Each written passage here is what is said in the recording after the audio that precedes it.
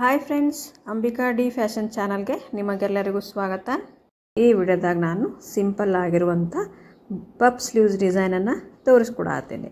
ದಯವಿಟ್ಟು ಯಾರೆಲ್ಲ ನಮ್ಮ ಚಾನಲ್ನ ಸಬ್ಸ್ಕ್ರೈಬ್ ಮಾಡ್ಕೊಳ್ಳಾರ್ದೆ ನೋಡತ್ತೀರಿ ದಯವಿಟ್ಟು ಸಬ್ಸ್ಕ್ರೈಬ್ ಮಾಡ್ಕೊಂಡು ನೋಡಿರಿ. ಆಮೇಲೆ ಇಲ್ಲಿ ನೋಡಿರಿ, ಪಫ್ ಸ್ಲೀವ್ಸ್ ಈ ಮೊದಲು ನಾವು ಬ್ಲೌಸ್ ಪೀಸ್ ಒಳಗೆ ಅಗಲಿ ಎಷ್ಟು ಬರ್ತದಲ್ಲ ಅಷ್ಟು ಬಟ್ಟನ್ನು ತೊಗೋಬೇಕಾಗ್ತದೆ. ಆಮೇಲೆ ಇದು ಕಟಿಂಗ್ನೂ ಕೂಡ ನಾನು ಹೇಳ್ತೀನಿ. ಬರೀ ಇದು ಸ್ಟಿಚಿಂಗ್ ಅದ ಫ್ರೆಂಡ್ಸ್. ಪಫ್ ಸ್ಲೀವ್ಸ್ ಸ್ಟಿಚಿಂಗ್ ಯಾವ ರೀತಿ ಮಾಡಬೇಕು ಅಂತ ಹೇಳಿ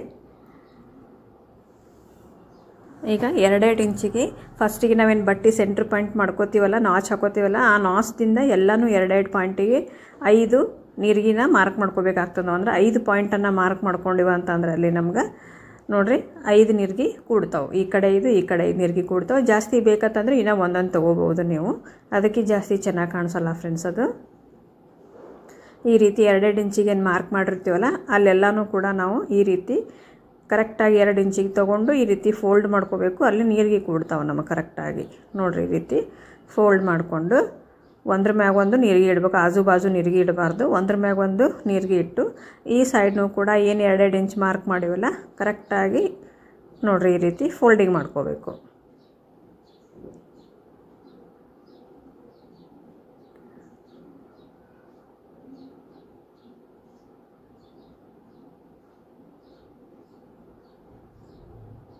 ಈ ರೀತಿ ಫೋಲ್ಡಿಂಗ್ ಮಾಡಿಕೊಂಡು, ಆದರೆ ಹಿಂಗೆ ಸ್ಟಿಚ್ ಮಾಡಬೇಡ್ರಿ.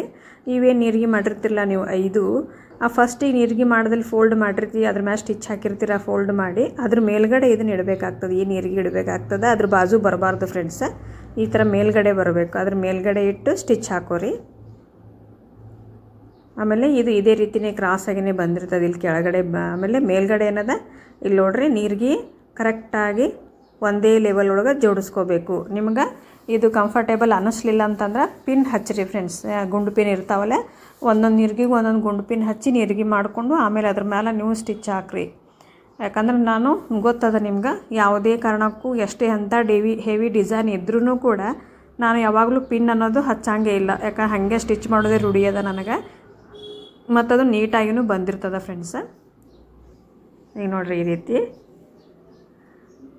ಈಗ ಇದೇನು ಬಾರ್ಡ್ರ್ ಇರ್ತೈತಲ್ಲ, ಸ್ಲೀವ್ಸದ್ದು ಬಾರ್ಡ್ರ್ ಬ್ಲೌಸ್ ಪೀಸ್ ಒಳಗೆ, ಅದನ್ನು ನಾವು ಈ ರೀತಿ ಹಾಕೊಂಡಿದ್ದನ್ನು ಸೆಂಟ್ರ್ ಪಾಯಿಂಟಿಗೆ ಕಟ್ ಮಾಡ್ಕೋಬೇಕು. ಮಾಡಿಕೊಂಡು ಈ ಬಾರ್ಡ್ರ್ ಸಪ್ರೇಟಾಗಿ ಏನು ಕಟ್ ಮಾಡಿರ್ತೀವಲ್ಲ ಅದ್ರದ್ದು ಕೂಡ ಸೆಂಟ್ರ್ ನಾಚ ಹಾಕಬೇಕು. ಇಲ್ಲಿನೂ ಕೂಡ ಹಾಕಬೇಕು. ಇವೆಲ್ಲ ನಾಚ ಮೇನ್ ಇಂಪಾರ್ಟೆಂಟ್. ಯಾಕಂದರೆ ಸ್ಲೀವ್ಸ್ ಆ ಕಡೆ ಈ ಕಡೆ ಹೊಳಾಡ್ದಂಗೆ ಕರೆಕ್ಟಾಗಿ ಬಂದಿರ್ತಾವೆ ನಾಚ್ ಹಾಕೋದ್ರಿಂದ.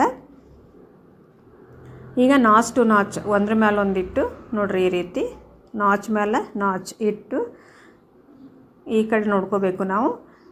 ಫಸ್ಟಿಗೆ ನೀರಿಗೆ ಮಾಡಿರ್ತೀವಲ್ಲ ಆ ಬಟ್ಟೆ, ಅದು ಹೇರಾಪಿರಿನೇ ಬಂದಿರ್ತದೆ, ಕನ್ಫ್ಯೂಸ್ ಮಾಡ್ಕೋಬೇಡ್ರಿ. ಅದು ಹೆಚ್ಚಿಗೆ ಬಂದಿರ್ತದೆ. ಯಾಕಂದರೆ ನಾವು ನೀರಿಗೆ ಒಂದ್ರ ಮ್ಯಾಗ ಒಂದಿಟ್ಟು ಸ್ಟಿಚ್ ಮಾಡಿರೋದ್ರಿಂದ ಅಲ್ಲಿ ನಮ್ಗೆ ಕ್ರಾಸ್ ಆಗಿನೇ ಬಂದಿರ್ತದೆ ಬಟ್ಟೆ. ನೀವು ಹಾಗೇ ಸ್ಟಿಚ್ ಮಾಡ್ರಿ, ಕ್ರಾಸ್ ಆಗೇ ಬರಬೇಕದು, ಅಂದರೆ ಕರೆಕ್ಟ್. ನೋಡಿರಿ ಈ ರೀತಿ ಸ್ಟಿಚ್ ಹಾಕ್ರಿ.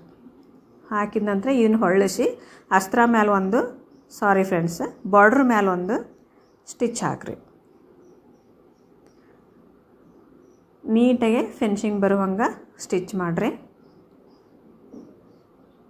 ಈಗ ಇಷ್ಟ ಆದ ನಂತರ ಇಲ್ಲಿನೂ ಕೂಡ ನೀವು ಇಲ್ಲಿ ಸೆಂಟ್ರ ಒಂದು ಗೆರೆ ಹಾಕೋರಿ. ಅಂದರೆ ಇದೇ ಸೆಂಟ್ರ್ ಪಾಯಿಂಟ್ ಅನ್ನುವಂಗೆ ನಿಮಗೆ ಗುರ್ತಾಗ್ಲಿಕ್ಕೆ ಒಂದು ಚಾಕ್ ಪೀಸ್ಲೆ ಮಾರ್ಕ್ ಮಾಡ್ಕೊರಿ. ಆಮೇಲೆ ಇಲ್ಲಿ ಮೇನ್ ಫ್ಯಾಬ್ರಿಕ್ಕಿಗೆ ನಾವು ಅಸ್ತರ್ನ ಕೊಡಬೇಕಾಗ್ತದೆ. ಅಸ್ತರ್ದು ಸೆಂಟ್ರ್ ಪಾಯಿಂಟ್ನೂ ಕೂಡ ಏನು ಫಸ್ಟಿಗೆ ಮಾರ್ಕ್ ಮಾಡಿರ್ತೀವಲ್ಲ ಅದ್ರ ಮೇಲೆ ಇಡಬೇಕಾಗ್ತದೆ. ಇಟ್ಟು ಈ ರೀತಿ ಒಂದು ಸ್ಟಿಚ್ ಹಾಕೋರಿ. ಈಗ ನಾವು ಅಸ್ತರ ಹೊಳ್ಳಿಸಿ ಅದ್ರ ಮ್ಯಾಲೆ ಒಂದು ಹೊಲಿಗೆ ಹಾಕೋಣ.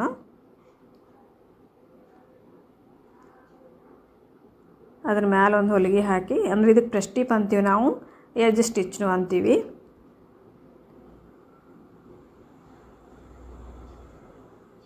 ಆಮೇಲೆ ಈಗ ಮೇನ್ ಫ್ಯಾಬ್ರಿಕ್ ಮೇಲೆ ಹಾಕಿದ್ರು ಬತ್ತು ಬಿಟ್ಟರು ಬತ್ತು. ಇಲ್ಲ ನಾವು ಐರನ್ ಮಾಡ್ತೀವಿ ಹಾಕಲ್ಲ ಅಂತಂದ್ರೂ ನಡೀತದೆ, ಇಲ್ಲ ಫಿನಿಶಿಂಗ್ ಸಂಬಂಧ ಹಾಕ್ತೀನಿ ಅಂತಂದ್ರೂ ನಡೀತದೆ ಫ್ರೆಂಡ್ಸ್. ನಿಮ್ಮ ಚಾಯ್ಸ್ ಇದು, ಹಾಕೋದು ಬಿಡೋದು. ನಾನು ಪ್ರತಿಯೊಂದಕ್ಕೂ ಸ್ಟಿಚ್ ಹಾಕಿರ್ತೀನಿ.